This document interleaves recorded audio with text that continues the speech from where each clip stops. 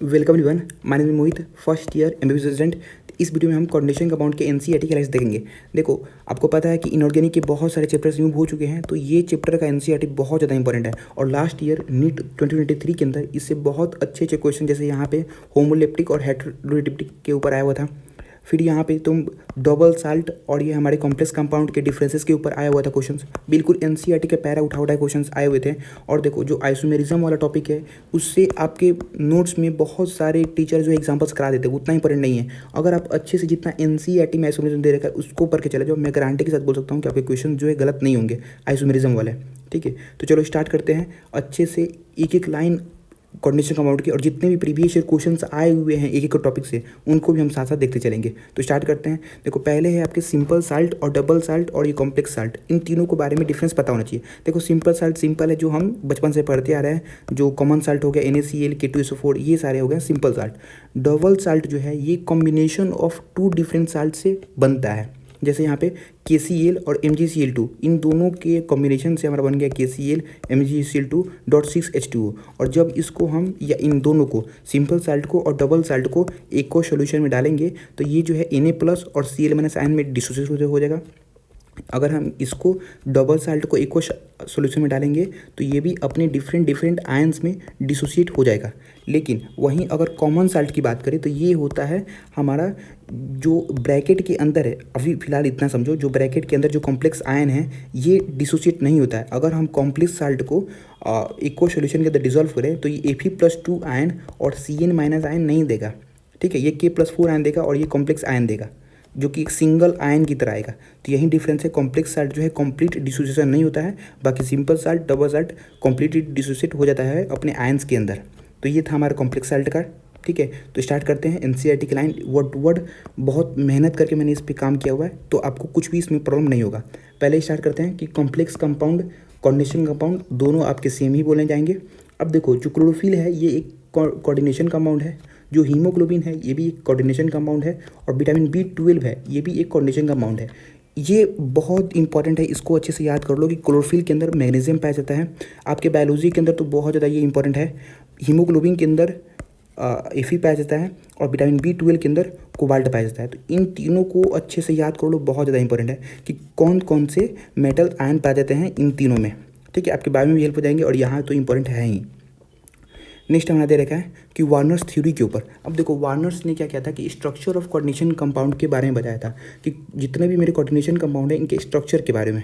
सबसे पहला जो इनका कॉन्सेप्ट था ये बताया था कि दो टाइप के वैलेंसीज होते हैं, प्राइमरी वैलेंस और सेकेंडरी वैलेंस।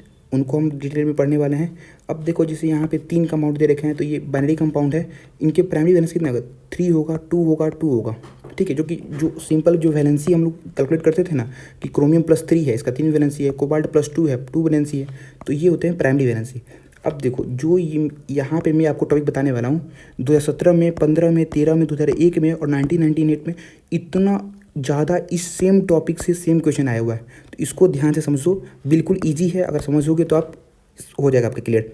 देखो, हम कर क्या रहे हैं यहाँ पे कि बहुत सारे यहाँ पे मेरे कॉम्प्लेक्स कंपाउंड है, इसको ले रखे हैं। बस एनसीईआरटी में प्रॉब्लम ये है कि इस कॉम्प्लेक्स कंपाउंड को इस फॉर्मेट में लिखा हुआ है।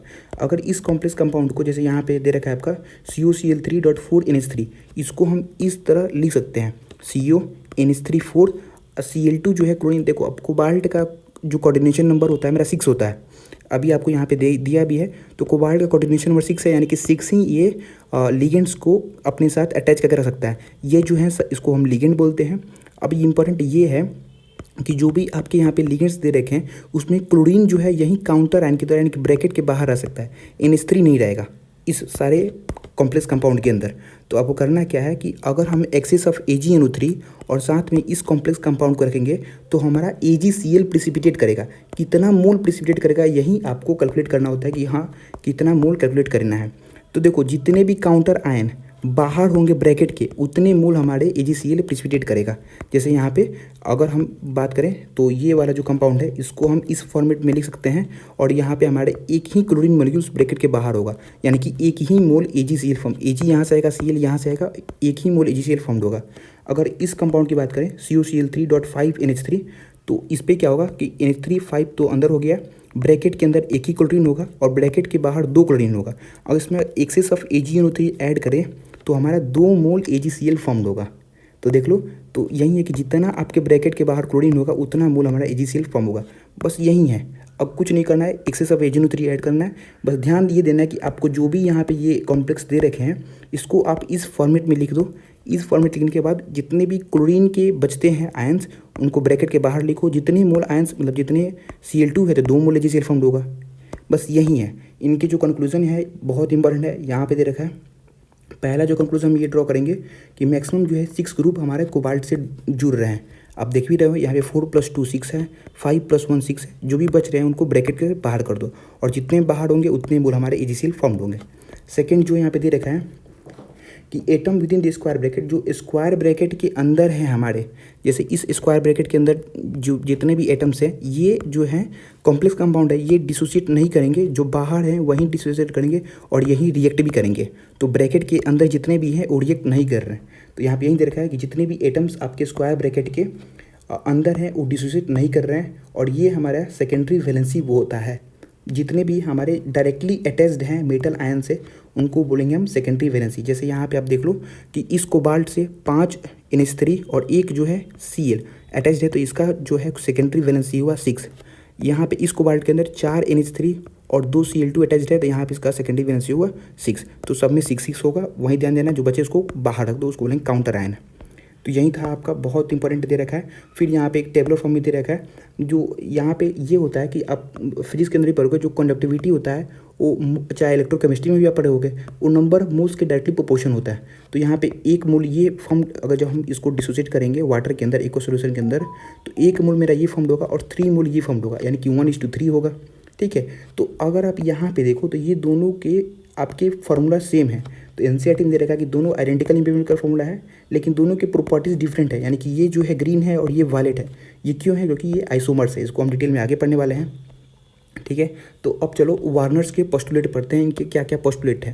पहले जो है इनके मेन सबसे इंपॉर्टेंट है कि ये प्राइमरी और सेकेंडरी वैलेंसीज के ऊपर बताते हैं। तो इनको हम कैसे डिफाइन करते हैं, प्राइमरी वैलेंसी को कैसे डिफाइन करेंगे। तो जो भी ये प्राइमरी वैलेंसी होता है ये आयनाइजेबल नेचर का होता है और ये निगेटिव आयन से सेटिस्फाइड होता है।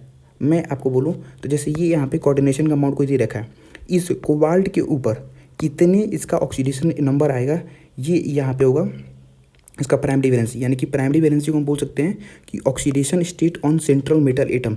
जो भी ऑक्सीडेशन स्टेट होगा सेंट्रल मेटल एटम के ऊपर वो मेरा होता है प्राइमरी वैलेंसी। ओके, तो नेक्स्ट हमारा यहाँ पे दे रखा है सेकेंडरी वैलेंसी क्या होता है। तो जैसे यहाँ पे कोबाल्ट के ऊपर +3 जो है ये प्राइमरी वैलेंसी हो गया। अब कितने जो है हमारे NH3 लिगेंड जो है कोबाल्ट से जुड़े हुए हैं ये होते हैं सेकेंडरी वैलेंसी। तो सेकेंडरी वैलेंसी जो है वो हमारे यहाँ पे 6 लिगेंड जुड़े हुए हैं, तो 6 जो है इसका सेकेंडरी वैलेंसी होगा, यानी कि number of coordinate bond found by central metal atom. तो ये हमारे होते हैं सेकेंडरी वैलेंसीज। ठीक है, तो प्राइमरी वैलेंसी 3 है, सेकेंडरी वैलेंसी 6 है। तो NCERT में दे रखा है प्राइमरी वैलेंसी जो है आयनाइजेबल होते हैं, सेकेंडरी वैलेंसी जो है नॉन आयनाइजेबल होते हैं। अब नॉन आयनाइजेबल क्यों है? बिकॉज अब यहाँ पे देखो कि ब्रैकेट के अंदर के जो है वो डिसोसिएट नहीं होते हैं, यानी कि ये NH3 जो है ये डिसोसिएट नहीं होगा, तो ये सेकेंडरी वैलेंसी फॉर्म करेगा। ठीक है, तो यही दोनों लाइन इंपॉर्टेंट है। अब सेकेंडरी वैलेंसी इक्वल होता है कितने कोऑर्डिनेट नंबर फॉर्म्ड कर रहा है मेटल। तो सिंपल है, यहाँ पे 6 फॉर्म कर रहा है तो 6 का सेकेंडरी वैलेंसी होगा। अब देखो नेक्स्ट यहाँ पे जो हमारा दे रखा है पोस्टुलेट में कि ये जो है सेकेंडरी लिंकेज जो है ये स्पेशल अरेंजमेंट में इनका हेल्प होता है। अब हमको आगे डिटेल में पढ़ना है जितने भी ये स्ट्रक्चर्स है उनके बारे में। अब देखो जैसे ये एक यहाँ पे कॉम्प्लेक्स कंपाउंड दे रखा है, तो कैसे ब्रैकेट के अंदर जो है उनको हम बोलते हैं अपना कोऑर्डिनेशन एंटिटीज़ या कॉम्प्लेक्स आयन, और जो ब्रैकेट के बाहर है जैसे यहाँ पे क्लोरीन है 3, तो ये जो है हमारे काउंटर आयन होंगे। तो ब्रैकेट के जो अंदर है ये कॉम्प्लेक्स आयन हो गए, जो बाहर है ये काउंटर आयन हो गया। ठीक है, और ज्योमेट्रिकल स्पेसेस हमको आगे पढ़ना है। सो नेक्स्ट हमारे यहाँ पे दे रखा है, देखो ये एग्जांपल्स आपका बहुत ज़्यादा इंपॉर्टेंट, मैं इसको पहले जूम कर लेता हूँ। ये एग्जांपल्स अगर आप करोगे तो आपका कॉन्सेप्ट और क्लियर हो जाएगा। दे रखा है कि यहाँ पे सारे कॉम्प्लेक्स कंपाउंड दे रखे हैं, ये नंबर ऑफ AgCl प्रेसिपिटेट कितना मोल AgCl फॉर्म होगा वो भी दे रखा है। आपको बताना है कि सेकेंडरी वैलेंसी क्या होगा, यानी कि सेकेंडरी वैलेंसी फिर से याद करो क्या होता है कि कितने जो है हमारे लिगेंड्स वो अटैच्ड होंगे, वो आपको बताना है। तो चलो स्टार्ट करते हैं। पहले आप देख लो यहाँ पे मेरा 1 मिनट। सो पहले यहाँ पे दे रखा है कि PdCl2 जो है और ये 4NH3 है, तो 2 मोल AgCl फॉर्म हो रहा है, यानी कि सिंपल सा बात है कि ये जो ब्रैकेट है इसके बाहर 2 मोल काउंटर आयन होंगे, तो काउंटर आयन क्या होंगे, क्लोरीन नहीं होंगे, तो 2 क्लोरीन बाहर चले गए तो अंदर क्या हो गए 4 NH3 बचेंगे। तो यहाँ पे इसका सेकेंडरी वैलेंस कितना होगा 4 होगा। अगर ये दे रखा है NiCl2.6H2O, यहाँ भी 2 मोल AgCl फॉर्म हो रहे हैं, यानी कि जो ब्रैकेट के बाहर जो होंगे 2 क्लोरीन होंगे, तो फिर 2 क्लोरीन बाहर चले गए तो 6H2O होगा। यहाँ पे कितना होगा 6 हो जाएगा आपका सेकेंडरी बैलेंसिस। यहाँ पे आपके जो हैं ये एक भी मोल फॉर्म्ड नहीं हो रहा है, ठीक है, AgCl। तो यहाँ पे हमारे सारे के सारे जो ब्रैकेट के अंदर है, क्योंकि एक भी काउंटर आयन नहीं है तब, तो यहाँ पे हमारे 4 क्लोरीन होंगे और 2 HCl होगा, यानी कि टोटल 6 हो गया। तो आप ऐसे इसको कैलकुलेट कर सकते हो, ठीक है। अब नेक्स्ट हमारे यहाँ पे जो नीट 2023 के अंदर क्वेश्चंस भी आया था डबल साल्ट के ऊपर और कॉम्प्लेक्स के ऊपर, तो उसको देख लेते हैं। देखो सबसे पहले आप ये एग्जांपल्स याद कर लो, जो भी डबल साल्ट के एग्जांपल्स है वो बहुत ज़्यादा इंपॉर्टेंट है। जैसे यहाँ पे है आपके कर्नालाइट, मोहार साल्ट, पोटाशियम, इनके एग्जाम मतलब जो फॉर्मूले हैं ये याद कर लो, बहुत ज़्यादा इंपॉर्टेंट है। डबल साल्ट जो है ये कम्प्लीटली डिसोसिएट कर जाते हैं वाटर में डालने से, जो कॉम्प्लेक्स आयन है ये डिसोसिएट नहीं करते, ठीक। तो जितने भी हमारे ये हैं इनको जब हम वाटर के अंदर डिजोल्व करेंगे ये कम्प्लीटली डिसोसिएट कर जाएंगे आपके डबल साल्ट्स। वहीं पे कॉम्प्लेक्स आयन जो है जो कि ब्रैकेट के अंदर आपके पाए जाएंगे ये डिसोसिएट नहीं करेंगे। जैसे यहाँ पे देख लो, यहाँ पे Fe+2 आयन और Cn- आयन ऑब्टेन नहीं होगा जब इसको हम डिजोल्व करेंगे वाटर के ऊपर। तो क्यों नहीं होगा, क्योंकि ये ब्रैकेट के अंदर है, एक सिंगल आयन की तरह बिहेव करेगा, ये भी एक सिंगल आयन की तरह बिहेव करेगा। तो यहाँ पे Fe+2 आयन और Cn- आयन आपको नहीं मिलेंगे, ठीक है। तो ये ऐसे आप दोनों के बीच में डिफ्रेंशिएट कर सकते हो, और ये क्वेश्चन आया था इस साल। नेक्स्ट हमारा जो दे रखा है यहाँ पे कि कुछ डिफिनीशंस हैं आपको, कुछ सब बहुत ज़्यादा ये आपके बेसिक्स हैं, मतलब कोऑर्डिनेशन कंपाउंड की अगर ये क्लियर हैं तो आपको ज़्यादा दिक्कत होगा नहीं, बहुत अच्छा चैप्टर है इसमें। देखो जो कोऑर्डिनेशन एंटिटी है ये क्या होता है आपके कि सेंट्रल मेटल एटम, ठीक है, हो गया, और लिगेंड, इन दोनों को मिला दो तो आपके होते हैं कोऑर्डिनेशन एंटिटी। हम सिंपल बोले कि ब्रैकेट के अंदर जितने भी आपके एटम्स हैं, मॉलिक्यूल्स हैं, वो होंगे कोऑर्डिनेशन एंटिटी, जो बाहर हो गए वो हमारे हो गए काउंटर आयन, ठीक है। सेंट्रल एटम क्या होता है, अब देखो जैसे ये एक ब्रैकेट के अंदर हमारा जितना भी है कोबाल्ट प्लस 6NH3 ये हो गए, दोनों को मिला के बोलेंगे कोऑर्डिनेशन एंटिटी। और जो भी सेंट्रल मेटल एटम है, यानी कि जब इसका हम इस स्ट्रक्चर बनाएंगे तो कोबाल्ट जो है सेंटर में होगा, तो जो सेंट्रल मेटल एटम है ये होता है हमारा कोबाल्ट, यहाँ पे है ये होता है सेंट्रल एटम, ठीक है। और ये NH3 जो है इसको बोलते हैं लिगेंड्स। तो अब लिगेंड्स क्या होता है, अब देखो अगर आपका कोऑर्डिनेशन कंपाउंड में प्रॉब्लम हो रहा है तो आपको कहीं ना कहीं लिगेंड्स में कन्फ्यूजन है। अगर आपको लिगेंड समझ गया जैसे, तो मैं यहाँ पे एक्स्ट्रा पॉइंट्स भी आपके लिए लेकर आया हूँ कि आपको कोई भी कन्फ्यूजन ना हो। तो पहले वहाँ से स्टार्ट करते हैं, ठीक है। लिगेंड्स क्या होते हैं, ऐसे आयंस और मॉलिक्यूल्स होते हैं जो कि आपके सेंट्रल एटम से जुड़े होते हैं, उनको लिगेंड्स बोलते हैं। जैसे यहाँ पे 6NH3 कोबाल्ट से जुड़ा हुआ है, तो कोबाल्ट हो गया मेरा सेंट्रल एटम, बाकी जो 6NH3 हैं ये लिगेंड्स हो जाएंगे। अब जो लिगेंड्स है इनका क्लासिफिकेशन बहुत ज़रूरी है, हाँ। और ये पॉइंट बहुत इंपॉर्टेंट है कि ये लिगेंड्स जो है हमारे ये सिंपल आयंस हो सकते हैं, और स्मॉल मॉलिक्यूल्स हो सकते हैं, लार्ज मॉलिक्यूल्स भी हो सकते हैं, ठीक है। जैसे ये आपका इथिलीन डायमीन है, और यहाँ तक कि मैक्रो मॉलिक्यूल्स भी हो सकते हैं, जैसे पॉलीमर होता है ना, प्रोटीन्स, ये भी एक लिगेंड्स की तरह बिहेव कर सकता है। तो यहाँ पे आपके बहुत छोटे छोटे क्वेश्चन फ्रेम हो सकते हैं कि क्या प्रोटीन जो है वो लिगेंड्स की तरह बिहेव कर सकता है, तो बिल्कुल बोलोगे कि हाँ कर सकता है, जो मैक्रो मॉलिक्यूल्स हैं वो लिगेंड्स की तरह बिहेव कर सकते हैं, ठीक है। तो अब चलते हैं, ये जो क्लासिफिकेशन ऑफ लिगेंड्स है इसको देखते हैं कि मोनो यूनिडेंटेड लिगेंड क्या है, डाइडेंटेड लिगेंड क्या है, पॉलीडेंटेड क्या है। तो इनको मैंने अलग से नोट करके लाया हूँ, पहले इसको पढ़ लेते हैं फिर NCERT देखेंगे। अगर हम चार्ज के ऊपर क्लासीफाई करें लिगेंड्स को तो एनायनिक लिगेंड्स, न्यूट्रल लिगेंड्स और कैटायनिक लिगेंड्स होगा।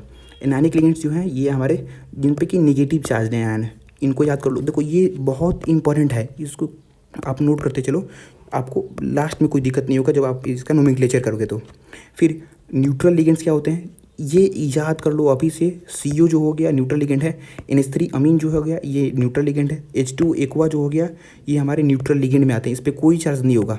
और कैटायनिक लिगेंड जो है ये थोड़ा रेयर होते हैं, ठीक है, लेकिन ये भी होते हैं आपकी NO+ और ये, तो इनको आप याद कर लो। ऑक्सीडेशन नंबर कैलकुलेट करने में बहुत हेल्प होता है एनायनिक, न्यूट्रल और कैटायनिक लिगेंड। अब बात करते हैं डेंटिसिटी की। डेंटिसिटी क्या होता है कि एक लिगेंड जो है कितनी कोऑर्डिनेशन बॉन्ड फॉर्म कर रहा है, ठीक है, मतलब एक लिगेंड कितने कोऑर्डिनेशन फॉर्म कर सकता है एक साथ, उसको बोलते हैं डेंटिसिटी। मोनोडेंटेड लिगेंड यानी कि एक लिगेंड जो है एक ही डोनर एटम प्रेजेंट है, जैसे Cl, H2O, NH3, इसमें क्या है कि एक ही एटम डोनेट कर रहा है इलेक्ट्रॉन्स, तो वो मोनोडेंटेड लिगेंड हो गया। बाईडेंटेड लिगेंड क्या होगा, देखो NCERT में जो है आपके डाईडेंटेड लिगेंड लिख रखे हैं, लेकिन बाकी सब कोचिंग में आपको बाईडेंटेड पढ़ाते हैं, तो बाईडेंटेड या डाईडेंटेड सेम ही है। जो बाइडेंटेड लिगेंड है इसमें 2 डोनर एटम प्रेजेंट होता है और ये लाइन इंपॉर्टेंट है कि दोनों साथ में डोनेट करेगा। ठीक है, जैसे ये एग्जांपल देख लो आप ईएन का, इथिलीन डायमीन का, तो यहाँ पे दोनों नाइट्रोजन साथ में इलेक्ट्रॉन डोनेट करेंगे, तो ये हो गया बाइडेंटेड लिगेंड। ठीक है, जैसे ऑक्सीडेट हुआ, ग्लाइसिनेट हुआ, इन सब में आप देख लो कि दोनों एटम साथ में इलेक्ट्रॉन डोनेट करते हैं, तो ये हो गया बाइडेंटेड लिगेंड, साथ में डोनेट करेंगे दोनों, तो बाइडेंटेड। ठीक है, तो एग्जांपल्स इनके आप याद कर सकते हो। और देखो ये जो वीडियो का पीडीएफ है मैं आपको आज पक्का टेलीग्राम पे बता दूंगा कि कैसे आप इसको ले सकते हो। बहुत ही मिनिमल प्राइस के अंदर मैं आपको ये देने वाला हूँ, सारे फिजिकल, केमिस्ट्री, ऑर्गेनिक, इनऑर्गेनिक सबके साथ में। ठीक है, तो आज मैं आपको बता दूंगा यूट्यूब पे भी वीडियो बना के और टेलीग्राम पे भी। अब देखो जो पॉलीडेंटेड लिगेंड होते हैं इसमें एक साथ बहुत सारे एटम डोनेट कर देते हैं, जैसे कि EDTA है, इथिलीन डायमीन टेट्रा एसीटेट। यहाँ पे आपके जो हैं 6 एटम एक साथ डोनेट करते हैं। ये 4 ऑक्सीजन हो गए और 2 नाइट्रोजन हो गए, ये चारों और ये 2 नाइट्रोजन 6 एक साथ डोनेट करते हैं, तो इनको बोलते हैं पॉलीडेंटेड लिगेंड। ठीक है, तो ये एग्जांपल से जो है आपकी ये वाला तो एनसीईआरटी में दे रखा है, इसको आप याद कर लो। नेक्स्ट है कि ये एम्बीडेंटेड लिगेंड क्या होता है। अब एम्बीडेंटेड लिगेंड वो होते हैं, देखो इसमें भी 2 डिफरेंट एटम होते हैं इलेक्ट्रॉन डोनेट करने के लिए, लेकिन at the time of donation एक ही काम आता है। जैसे यहाँ पे एग्जांपल देख लो, NO2 माइनस है, यहाँ पे नाइट्रोजन भी डोनेट कर सकता है और ऑक्सीजन भी डोनेट कर सकता है, लेकिन डोनेशन के टाइम बस नाइट्रोजन या ऑक्सीजन ही हमारा काम आता है। या तो नाइट्रोजन आएगा तो या तो ऑक्सीजन आएगा। अगर नाइट्रोजन डोनेट करेगा तो उसको नाइट्रिटो N बोलेंगे, या ऑक्सीजन डोनेट करेगा इसको बोलेंगे नाइट्रिटो O। ठीक है, उसी तरह से ये थायोसाइनेट है, SCN माइनस, यहाँ पे अगर सल्फर डोनेट करता है इलेक्ट्रॉन तो इसको बोलेंगे थायोसाइनेटो, अगर नाइट्रोजन करता है तो इसको बोलेंगे आइसोथायोसाइनेटो। तो वही डिफरेंस है, यहाँ पे डोनेट तो दो कर रहा है, लेकिन डोनेशन के टाइप पे एक ही एटम सामने आएगा, दोनों जो है साथ में डोनेट नहीं करेंगे, नहीं तो इसको हम बोलते हैं बाइडेंटेड लिगेंड। ये है एम्बीडेंट लिगेंड। अब ये फ्लेक्सीडेंट क्या होते हैं, जिनका वेरिएबल डेंसिटी है। जैसे आप यहाँ पे एग्जांपल देख रहे थे EDTA का, इसका मैक्सिमम कोऑर्डिनेशन नंबर जो हो सकता है वो 6 हो सकता है, लेकिन ये 2 भी करता है, 4 भी करता है। तो जैसे कि वेरिएबल डेंसिटी किसका होता है, EDTA का जो है 4 से लेके 6 तक इसका डेंसिटी पॉसिबल है। 4 भी हो सकता है, 5 भी हो सकता है, मतलब 4 भी हो सकता है, 6 भी हो सकता है। EDTA डेंसिटी यानी कि चारों ऑक्सीजन एक साथ डोनेट करते हैं या नाइट्रोजन भी साथ में करते हैं, तो 4 और 6 होगा EDTA का, इसलिए इसको बोलते हैं हम लोग फ्लेक्सीडेंट लिगेंड। ठीक है, EDTA जो एग्जांपल है फ्लेक्सीडेंट लिगेंड का, क्योंकि वेरिएबल डेंसिटी होता है, कोई फिक्स नहीं है कि 4 होगा या 6 होगा, दोनों हो सकता है। तो ये सारे आपके थे लिगेंड्स के पॉइंट। अब एनसीईआरटी को रीड कर लेते हैं। तो यहाँ पे रखा है यूनिडेंट लिगेंड क्या होगा, यूनिडेंट जिसमें कि सिंगल डोनर होगा। एग्जांपल में क्लोरीन H2NH3।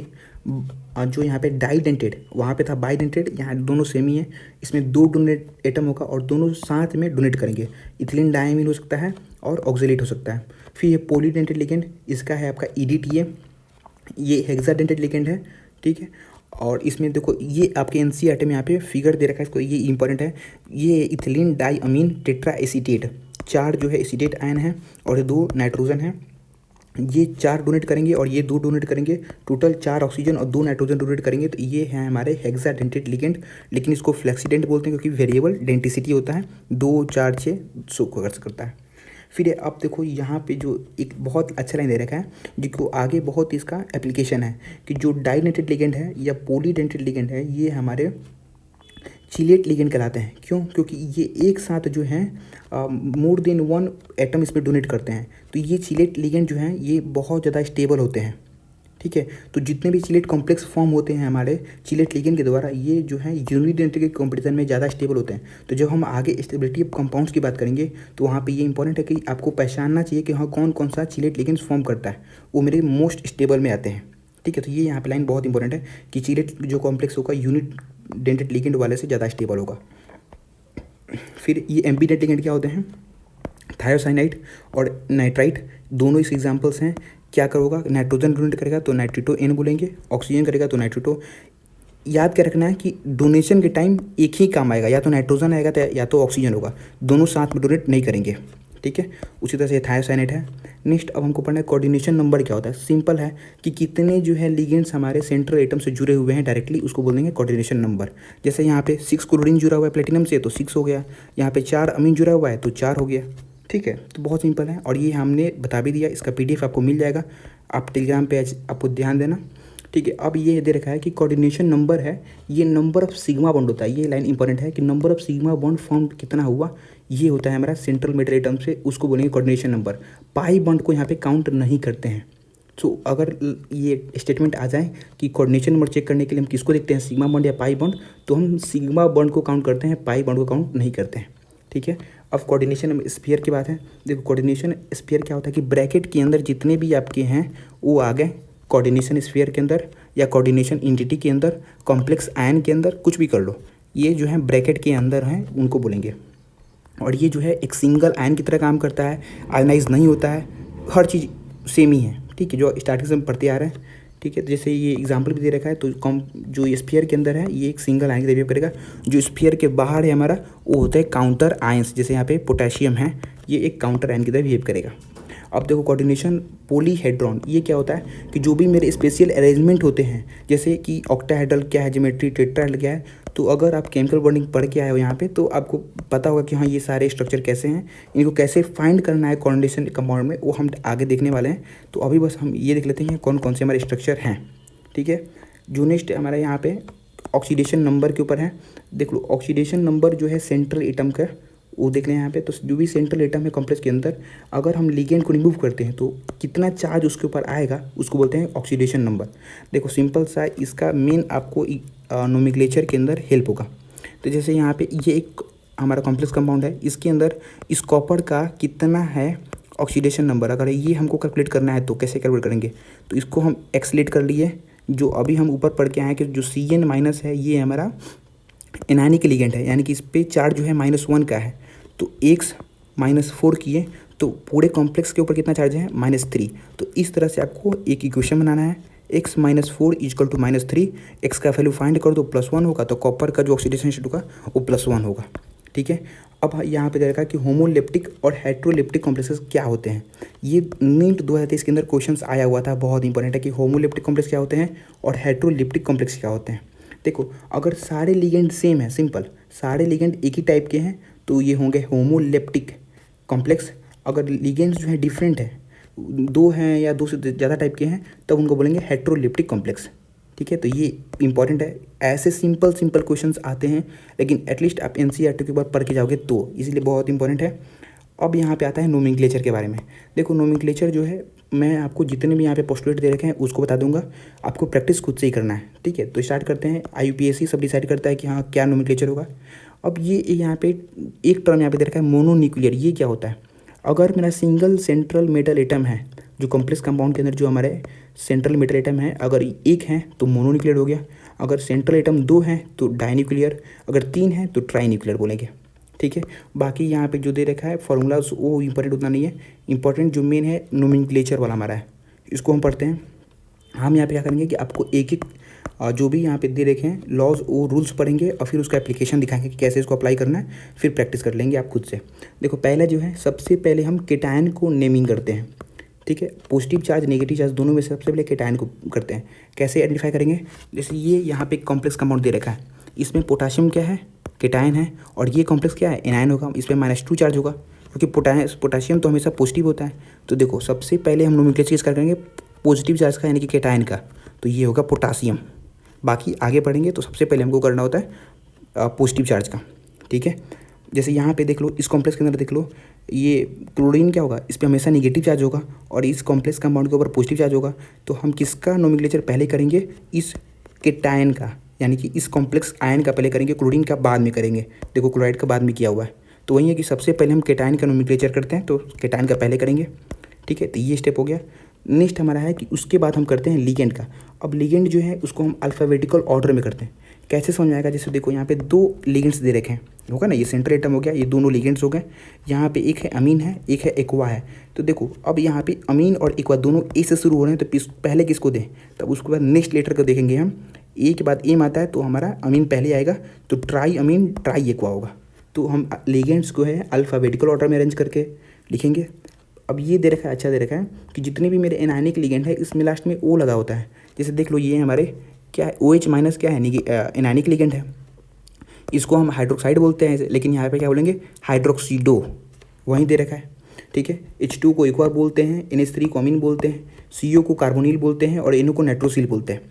याद कर लो, प्रीफिक्स जो यूज़ करते हैं ये मोनो, डाई, ट्राई ये यूज़ करते हैं। लेकिन अगर हमारा नाम में पहले से ये मोनो डाई ट्राई लगा रखा है तो फिर हम 20 ट्रीज टेट्रा किस यूज़ करते हैं। फॉर एग्जांपल ये देखो, ये जो है हमारा, इसका नाम ये PPH लिखा हुआ है, इसको बोलते हैं ट्राईफिनाइल फॉस्फीन।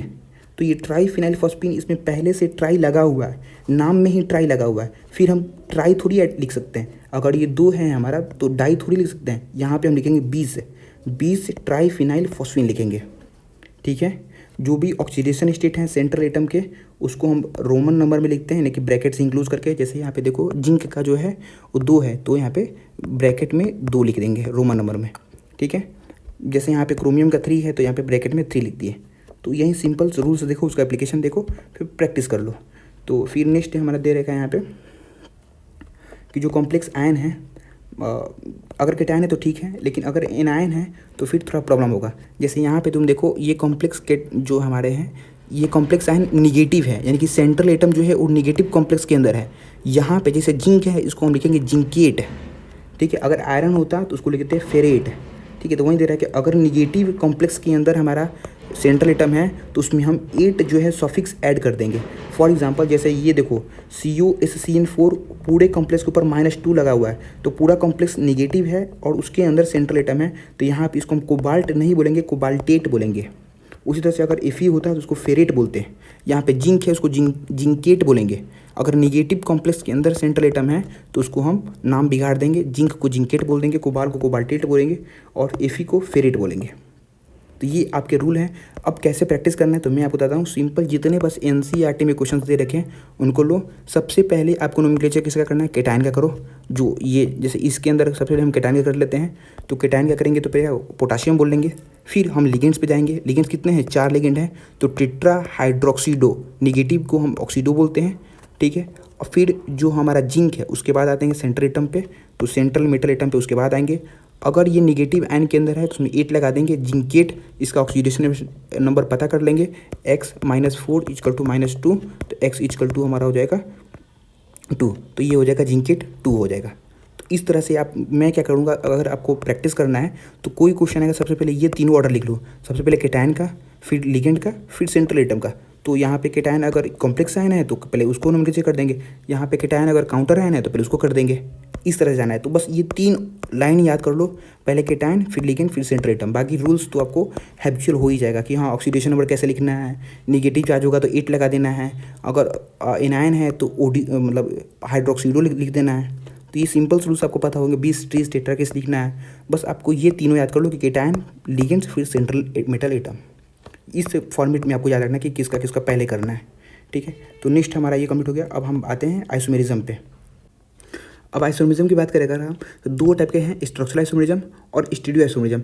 स्ट्रक्चरल आइसोमेरिज्म में आपके देखो आयनाइजेशन है, लिंकेज, सॉल्वेट, कोऑर्डिनेशन। इसमें बस NCERT वाले हम लोग देखने वाले हैं। यहाँ पे देखो आइसोमेरिज्म जो है, अगर आप NCERT से करते हो तो विश्वास करो आपका क्वेश्चन नहीं छूटेगा, बस आप ध्यान से उसको अच्छे से कंप्लीट कर लो।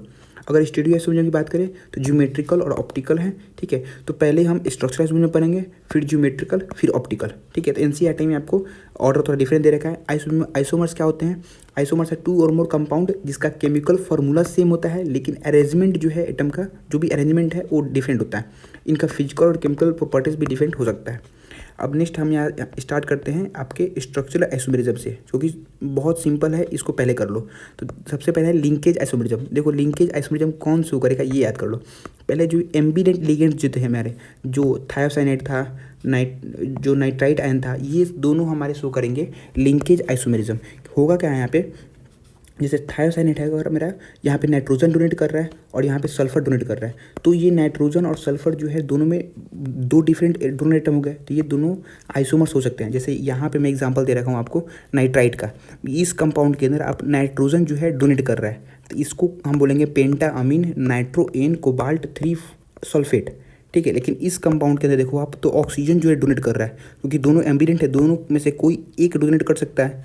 तो यहाँ पे इसको बोलेंगे पेंटा अमीन नाइट्रो ओ कोबाल्ट 3 सल्फेट, यानी कि वही है कि इसमें नाइट्रो एन बोलेंगे, इसमें नाइट्रो ओ बोलेंगे। तो ये दोनों जो है एक दूसरे का लिंकेज आइसोमेर्स होंगे।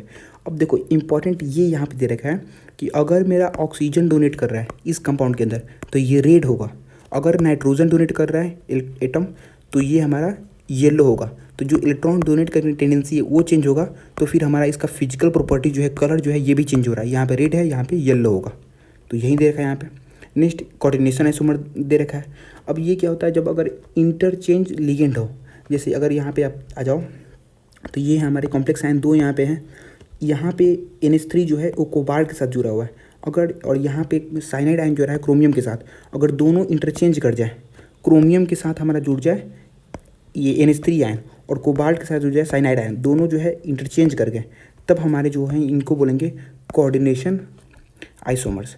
ठीक है, क्योंकि ये दोनों जो है एक्सचेंज करके, बस सिंपल से इतना ही समझना है।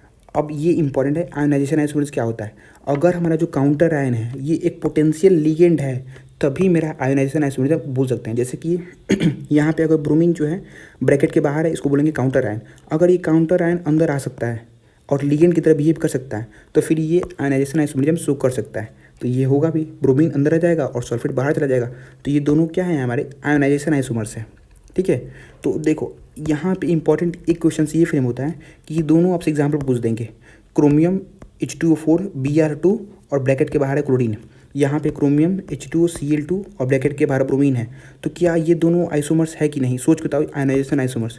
तो बिल्कुल नहीं होंगे। क्यों नहीं होंगे, क्योंकि आप एक बार इनका मॉलिक्यूलर वेट चेक करो, यहाँ पे 2 ब्रोमीन है, यहाँ पे 2 क्लोरीन है, तो मॉलिक्यूलर वेट जब डिफरेंट हो गया तो आइसोमर्स होगा ही नहीं। ठीक है, तो इस टाइप के क्वेश्चंस ट्रिकी आ सकते हैं। मॉलिक्यूलर वेट डेफिनेटली सेम होना चाहिए दोनों का, जब ये हमारे कोई भी आइसोमर्स पॉसिबल होंगे तो। ठीक है, जो सॉल्वेट आइसोमरिज्म है क्या होते हैं, इनको हम हाइड्रेट आइसोमर्स भी बोलते हैं, आयनाइजेशन आइसोमर्स की तरह ही भी ये होते हैं। और इनके एग्जांपल्स क्या होंगे, जैसे यहाँ पे एग्जांपल्स दे रखा है, क्रोमियम H2O6Cl3 है, ये वायलेट होगा। देखो ये कलर चेंज हो रहा है, तो इसका यानी कि इसका फिजिकल प्रॉपर्टीज़ भी चेंज हो रहा है, इसको ध्यान देते जाओ। ठीक है, बस कलर याद एक्चुअली मत करो, लेकिन एटलीस्ट याद करो कि हाँ कलर चेंज होगा, क्योंकि फिजिकल प्रॉपर्टी चेंज होगा इसका। तो अगर मेरा एक H2O बाहर चला गया तो क्या होगा, अंदर 5 हो जाएगा। और लेकिन ये याद रखो कि सेंट्रल जो मेटल एटम का कोऑर्डिनेशन नंबर है वो सेम ही होगा, यहाँ पे 6 है तो यहाँ भी 6 ही होगा। तो एक H2O बाहर आ गया तो एक क्लोरीन अंदर आ जाएगा, क्योंकि 6 जो है लिगेंड अटैच होने चाहिए क्रोमियम से। उसी तरह से अगर हमारे अगर H2O बाहर आ गए तो 2 H2Cl होगा और अंदर जो है 4 और 2 हो जाएगा। तो यही होता है सॉल्वेट आइसोमरिज्म कि नंबर ऑफ H2O जो है आपके आयनाइज होंगे और इससे डिफरेंट आइसोमर्स फॉर्म होते हैं। तो ये आपका था स्ट्रक्चरल आइसोमरिज्म। अब हम पढ़ते हैं ज्योमेट्रिकल आइसोमरिज्म और फिर पढ़ेंगे ऑप्टिकल आइसोमरिज्म। ज्योमेट्रिकल आइसोमरिज्म में आपके देखो 2 हैं, एक कोऑर्डिनेशन नंबर 4 वाला है और एक कोऑर्डिनेशन नंबर 6 वाला है। तो कोऑर्डिनेशन नंबर 4 में अभी हम आगे इसका स्ट्रक्चर भी पढ़ेंगे, कैसे स्ट्रक्चर निकालना है। तो टेट्राहेड्रल और स्क्वायर प्लेनर 2 हो सकते हैं। तो टेट्राहेड्रल में कोई भी ज्योमेट्रिकल आइसोमरिज्म पॉसिबल नहीं है, डिस्कस हम आगे करेंगे। लेकिन स्क्वायर प्लेनर में हमारे जो कोऑर्डिनेशन नंबर 4 हैं, स्क्वायर प्लेनर वाले जो DsP2 हाइब्रिडेशन होगा उनमें जो है आइसोमरिज्म पॉसिबल हैं। ठीक है, और कोऑर्डिनेशन नंबर 6 भी, उसके भी हम पढ़ने वाले हैं। तो स्टार्ट करते हैं पहले ज्योमेट्रिकल आइसोमरिज्म से। तो ज्योमेट्रिकल आइसोमरिज्म आप देख लो यहाँ पे, ये 2 यहाँ पे ऑक्सीडेशन नंबर पॉसिबल है 4 और 6। जो ऑक्सीडेशन नंबर 4 है उसमें हमारे स्क्वायर प्लेनर ही शो कर सकते हैं, उसके 2 टाइप हैं। तो पहला जो हम पढ़ रहे हैं ये MX2L2 पढ़ रहे हैं। यहाँ पे X और L क्या है, ये दोनों मोनोडेंटेड लिगेंड है। आपको याद होना चाहिए कि हम मोनोडेंट लिगेंड का एग्जांपल कौन कौन सा है, डाइडेंटेड लिगेंड का एग्जांपल कौन कौन सा है, उसको याद कर लो। अब MX2 और L2 का एग्जांपल पूछें तो ये देखो यहाँ पे दे रखा है, बस ये पहचानना आना चाहिए कि हाँ ये किसका एग्जांपल है। यहाँ पे NH3 2 है और क्लोरीन 2 है, दोनों क्या है, मोनोडेंटेड लिगेंड है और एक मेटल आयन है। तो ये क्या हुआ मेरा, ये इसका एग्जाम्पल हुआ, ये इसका फॉर्मेट हुआ एग्जाम्पल। ये आपको बस पकड़ना आना चाहिए इस आइसोमरिज्म के अंदर। कोऑर्डिनेशन नंबर 4 है, तो ये हमारे 2 इसके आइसोमर्स पॉसिबल हैं। कैसे पहचानोगे कि सिस कौन सा है और ट्रांस कौन सा है। देखो अगर डिफरेंट ग्रुप आपके सेम डायगोनल पे हैं, जैसे कि देख लो इस डायगोनल पे इस एल है और यहाँ पे एक्स है, तो डिफरेंट ग्रुप अगर सेम डायगोनल पे हैं तो इसको बोलेंगे सिस फॉर्म।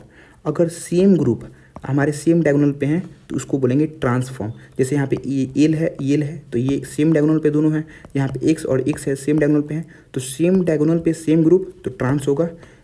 अगर डिफरेंट ग्रुप होगा सेम डायगोनल पे इसको सीस बोलेंगे। अगर आपको PDF चाहिए तो आज टेलीग्राम पे पक्का मैं आपको बता दूंगा कैसे आप इसको ले सकते हो, तो एक्टिव रहना। ठीक है, तो ये हमारा हो गया MX2L2 का, ये स्क्वायर प्लेनर स्ट्रक्चर है, हाइब्रिडेशन DsP2 है, कोऑर्डिनेशन नंबर 4 है, इसका सीस ट्रांस ऐसे हम आइडेंटिफाई करेंगे। ठीक है, तो उसका एग्जांपल आपको ये दे रखा है, देख लो यहाँ पे सीस में क्या है कि डिफरेंट ग्रुप होगा, यहाँ पे क्लोरीन है, यहाँ पे NH3 है सेम डायगोनल पे, लेकिन ट्रांस में क्या होगा कि सेम डायगोनल पे सेम होगा NH3 और ये क्लोरीन इसको एनसीईआरटी कैसे लिखता है, एनसीईआरटी लिखता है कि एडजेसेंट साइड पे सेम ग्रुप लगा होगा तो उसको हम सीस बोलेंगे। फॉर एग्जांपल यहाँ पे हमारा क्लोरीन है और इसका एडजेसेंट ये है क्लोरीन, तो ये दोनों सेम है तो हमारे सीस फॉर्म होंगे। अगर ये दोनों अपोजिट होंगे एक दूसरे से तो उसको ट्रांस फॉर्म बोलेंगे। तो यहाँ पे देखा एक सीस में एक्स जो है एडजेसेंट लगा होगा और ट्रांस के अंदर जो है ये अपोजिट होंगे, तो दोनों तरीके से बोल सकते हैं, मेरे भी तरीका सही है और इनका भी सही है, तो बस आपको याद होना चाहिए। अब बात करें अगर हम स्क्वायर प्लेनर स्ट्रक्चर की, तो एक और यहाँ पे दे रखा है M A B X L, यानी कि ये 4 जो है मेरे यूनिडेंट लिगेंड है, तो 3 आइसोमर्स इसका पॉसिबल होंगे, 2 सीस और एक ट्रांस। इसको खुद से ड्रॉ कर लेना, ठीक है। यही लाइन इंपॉर्टेंट है, जो हमको लाइन इंपॉर्टेंट है वो देखना है कि isomerism not possible in the tetrahedral geometry. क्यों नहीं होता है इसको हम आगे देखेंगे कि जो टेट्राहेड्रल ज्योमेट्री है, हम बोले थे ना कि जो है यहाँ पे कि कोऑर्डिनेशन ऑफ 4 के अंदर जो टेट्राहेड्रल ज्योमेट्री होगा वो ज्योमेट्रिकल आइसोमेरिज्म शो नहीं करता है, ठीक है। तो वही लाइन यहाँ पे दे रखा है। नेक्स्ट है, अब हमें शुरू होता है कोऑर्डिनेशन नंबर 6 का।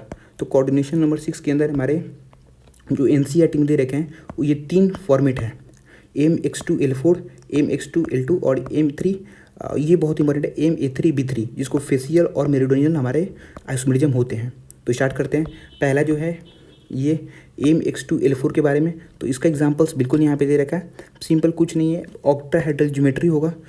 सीस क्या होता है, सीस होता है कि मतलब सेम डायगोनल पे 2 डिफरेंट ग्रुप जुड़े होने चाहिए।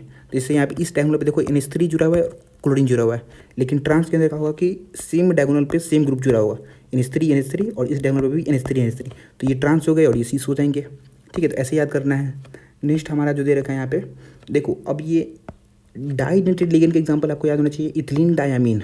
तो ये जो भी आपको दे रखा है इथिलीन डायामीन, वो जो है इनको हम एल से ऐसे रिप्रेजेंट करते हैं, ठीक है। तो इथिलीन डायामीन है इनका है MX2 और LL2। इनका फॉर्मेट पे ये एग्जांपल दे रखा है COCl2 और EN2, यानी कि ये मोनोडेंटेड लिगेंड हो गया X और ये हो गया LL डाइडेंटेड लिगेंड। इनमें जो है आपके सीस और ट्रांस को ऐसे फॉर्म करेंगे, बस एक बार देख लो उतना ही काफ़ी है, ठीक है। जो सबसे इंपॉर्टेंट है ये हमारा है कि फेसियल और मेरिडोनियल के बारे में कैसे पता करेंगे। तो इनका जो फॉर्मेट दे रखा है यहाँ पे MA3B3, यानी कि CO NH3 3 है और NO2 3 है, यानी कि 3A है और 3B है। तो ये हमारे होते हैं फेसियल मेरिडोनियल।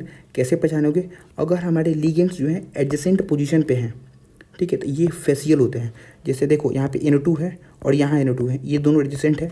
फिर ये NO2 और ये NO2 मतलब इस ट्रायंगल के अंदर एडजेसेंट है। इसका फिगर जो है गूगल पर सर्च करके लेना, बहुत अच्छे दे रखे हैं। तो अगर तीनों एक दूसरे से एडजेसेंट है तो ये मेरा फेसियल होगा। अगर अपोजिट है मतलब सेम नहीं है, मेरिडियन पोजीशन पे दे रखा है तो मेरिडोनियल होगा। तो मैं आपको यही सजेस्ट करूँगा, जितने भी एनसीईआरटी में दे रखे हैं उनको बस लिख लो, याद कर लो, इतना इनफ है, ठीक है। तो यही आपके कोऑर्डिनेशन नंबर 6 में आपके पहला जो था MX2L4 देख लिए, फिर ये MX2 जो डाइडेंट लिगेंड वाला भी देख लिए, और फेसियल मेरिडोनियल ये भी देख लिए। तो ये हमारे ज्योमेट्रिकल आइसोमेरिज्म थे। अब ऑप्टिकल वाले देख लेते हैं। तो ये क्वेश्चन यहाँ पे सबसे इंपॉर्टेंट दे रखा है कि टेट्राहेड्रल कॉम्प्लेक्स जो है वो ज्योमेट्रिकल आइसोमेरिज्म क्यों नहीं शो करता है। ये इस सर्च रीजन में क्वेश्चन आ सकता है, इसलिए नहीं शो करता क्योंकि टेट्राहेड्रल कॉम्प्लेक्स के अंदर जितने भी रिलेटिव पोजीशन होंगे यूनिडेंटेड लिगेंड का, सेंट्रल एटम के चारों बगल वो बिल्कुल एक दूसरे से सेम होंगे। जैसे यहाँ पे कोई सेंट्रोमीटर एटम है और यहाँ पे हमारे यूनिडेंटेड लिगेंड है, तो सबका रिस्पेक्टिव पोजीशन जो है एक दूसरे से सेम होगा। तो ये हमारे ज्योमेट्रिकल आइसोमेरिज्म शो नहीं करेंगे। यही इंपॉर्टेंट है और ये लाइन बहुत ज़्यादा इंपॉर्टेंट है, इसको याद कर लेना। अब आते हैं ऑप्टिकल आइसोमेरिज्म के ऊपर। तो ऑप्टिकल आइसोमेरिज्म में सबसे इंपॉर्टेंट लाइन दे रखा है यहाँ पे, देखो ये तो आपको ऑर्गेनिक से पता होगा कि हाँ इनहेंसियोमर क्या होता है, कायरल कंपाउंड किसको बोलते हैं। तो जो भी मेरे ऑप्टिकल आइसोमर्स होते हैं ये एक दूसरे के मिरर इमेज होते हैं, लेकिन एक दूसरे पे सुपर इम्पोज नहीं होते हैं, इसको इनहेंसियोमर बोलते हैं। कायरल कंपाउंड क्या होता है ये आपको पता होना चाहिए कि जो सुपर इम्पोज नहीं होते हैं उसको हम लोग कायरल कंपाउंड बोलते हैं। डेस्ट्रोफॉर्म, लीवोफॉर्म, मतलब ये डिपेंड करता है कि किस डायरेक्शन में ये प्लेन पोलराइज लाइट को रोटेट कर रहा है। अगर ये आपके राइट साइड रोटेट करेंगे तो इसको बोलेंगे डेस्ट्रो रोटेटरी, अगर लेफ्ट साइड रोटेट करेंगे इसको बोलेंगे लीवो रोटेटरी। ये आप ऑर्गेनिक में अच्छे से पढ़ के आए होगे मैं आशा करता हूँ। लेकिन जो सबसे इंपॉर्टेंट ये लाइन दे रखा है कि जो डाइडेंटेड लिगेंड है, जैसे ये यहाँ पे इथिलीन डायमीन है, मोस्ट कॉमन जो ऑप्टिकल एक्टिविटी शो करता है वो हमारा डाइडेंटेड लिगेंड है। ये लाइन इंपॉर्टेंट है, आपको मोनोडेंटेड दे देगा, डाइडेंटेड दे देगा, पॉलीडेंटेड दे देगा, तो फिर आप कंफ्यूज हो जाओगे। ये लाइन इंपॉर्टेंट है कि ऑप्टिकल आइसोमेरिज्म में मोस्ट कॉमन जो ऑक्टाहेड्रल कॉम्प्लेक्स फॉर्म करता है वो मेरे डाइडेंटेड लिगेंड होते हैं। लाइन इंपॉर्टेंट है, याद कर लो, ठीक है। तो अब एक ही करके हम लोग याद करना शुरू करते हैं ऑप्टिकल एक्टिविटी के बारे में। तो अगर कोऑर्डिनेशन नंबर 4 है यहाँ पे अपोजिट हो जाएगा। अब जो है मेरा ऑप्टिकल एक्टिविटी जो है वो टेट्राहेड्रल ज्योमेट्री वाला ही शो करेगा। जो स्क्वायर प्लेनर है ये ऑप्टिकल एक्टिविटी शो नहीं करेगा, ओनली टेट्राहेड्रल वाला शो करेगा। और कोऑर्डिनेशन नंबर 6 में यहाँ पे 2 फॉर्म ही दे रखे हैं, हम वही याद करेंगे। एक में मेरा 3 डाइडेंटेड लिगेंड हो गए, जैसे ये वाला एग्जांपल है, यहाँ पे 3 डाइडेंटेड लिगेंड है MAA3, और दूसरा जो फॉर्मेट दे रखा है यहाँ पे MAA2B2, ठीक है, जिसमें कि 2 जो है मोनोडेंटेड लिगेंड होंगे और 2 जो है वो डाइडेंटेड लिगेंड होंगे। तो बस ऑप्टिकल एक्टिविटी हमको इतना पढ़ना, इतना अच्छे से आप याद करके चले जाओ तो आप अच्छे से लिख दोगे। तो ये जो पहला आप एग्जांपल दे रखा था इसको हम देखते हैं। इसमें क्या है कि 3 आपका डाइडेंटेड लिगेंड है, तो इसमें सीस फॉर्म और ट्रांसफॉर्म दोनों जो है ऑप्टिकली एक्टिव होगा, ठीक है। लेकिन अगर हम जो सेकंड फॉर्मेट है उसके बारे में बात करें तो यहाँ पे आप देख लो कि इसमें 2 डाइडेंटेड लिगेंड है और 2 जो है मोनोडेंटेड लिगेंड है। इसके अंदर बस सीस फॉर्म ही आपका ऑप्टिकली एक्टिव होगा। मैं फिर से बोल रहा हूँ, इसको अच्छे से ध्यान दो, इस एग्जांपल को बहुत ज़्यादा इसको इंपॉर्टेंट है। आगे भी क्वेश्चंस भी है NCERT में, उसमें भी ये पूछ रखा है कि जो आपकी कोऑर्डिनेशन नंबर 6 हैं उसमें MAA2B2 वाले जो हैं उसमें बस सीस जो फॉर्म है वही ऑप्टिकली एक्टिव है, जो ट्रांसफॉर्म है वो ऑप्टिकली एक्टिव नहीं है। इसका एग्जांपल क्या होगा, जैसे जिसमें कि 2 डाइडेंटेड लिगेंड हो और 2 जो है हमारे मोनोडेंटेड लिगेंड है, उसमें जो है सीस का फॉर्म ही स्टेबल होता है, वहीं ऑप्टिकली एक्टिव होता है, ठीक है। तो ये जैसे यहाँ पे एग्जांपल दे रखा है PT प्लेटिनम है, Cl2 इथिलीन डायमीन 2 है और पूरे कॉम्प्लेक्स के ऊपर +2 चार्ज है। इसमें आपके सीस फॉर्म ही स्टेबल है, सॉरी सीस फॉर्म ही जो है ऑप्टिकली एक्टिव है। मैं बोल रहा हूँ इंपॉर्टेंट है, फिर से नोट कर लो, ठीक है। नेक्स्ट यहाँ पे क्वेश्चन भी देख लो तुम कि ज्योमेट्रिकल आइसोमेरिज्म जो है यहाँ पे ड्रॉ करो। सिंपल सा दे रखा है तो हम ऊपर पढ़ के यहाँ ये क्वेश्चन इंपॉर्टेंट है। इसके अंदर देखो 2 हमारे डाइडेंटेड लिगेंड है और 2 जो है मोनोडेंटेड लिगेंड है। पूछ रखा है ऑप्टिकली एक्टिव कौन होगा, तो ऑप्टिकली एक्टिव सीस वाला फॉर्म ही होगा। हम यहाँ भी देखो दे रखा है, यहाँ भी दे रखा है और फिर यहाँ पे क्वेश्चन में भी पूछ लिया, ठीक है। तो याद कर लो कि इस फॉर्मेट में जो भी हमारे आइसोमर्स हैं उनमें सीस फॉर्म ही ऑप्टिकली एक्टिव होता है और ये वाला फॉर्म है, ठीक है। तो ये आपके यहाँ पे ऑप्टिकली आइसोमरिज्म भी कंप्लीट होते हैं, फिर ज्योमेट्रिकल भी हो गया। तो इसका PDF अगर चाहते हैं तो बाकी जो टॉपिक है तो जल्दी से आप टेलीग्राम चैनल पे ज्वाइन कर लो, वहाँ पे मैं PDF आज अपलोड करने वाला हूँ, कैसे बता दूंगा कैसे ले सकते हो उसको। Thank you.